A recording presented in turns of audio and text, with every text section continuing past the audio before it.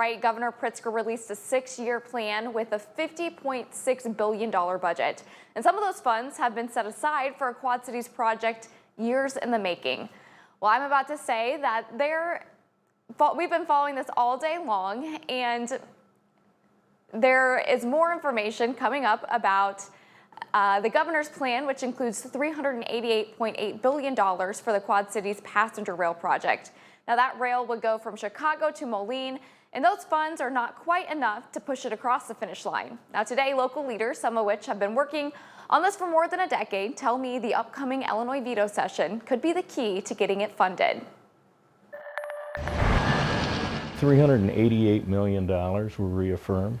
That's the basis for us to build on. Doug House thinks it's time to connect the funds and lay ties for the Quad Cities passenger rail project. The opportunity with this bill as a vehicle for our project doesn't come along very often. The Rock Island County Passenger Rail Committee is looking to the state legislature to piece together support for the rail line this October. This particular bill has about $330 million in it that we're looking for. The bill passed the Senate last spring, but wasn't voted on by the House. Doug House says there's support in Springfield, but he believes there's still roadblocks in the way. The Regional Transportation Authority in Chicago there are reforms within that package that they're pushing back on, and that appears to be an attempt to derail this bill.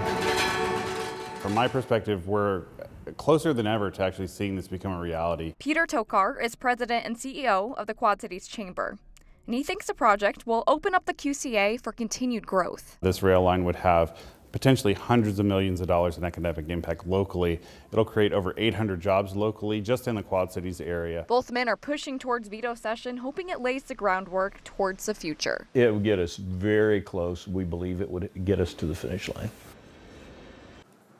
Well, House says even if those funds are approved during veto session, it would still take 5 to 7 years before the rail line is up and running.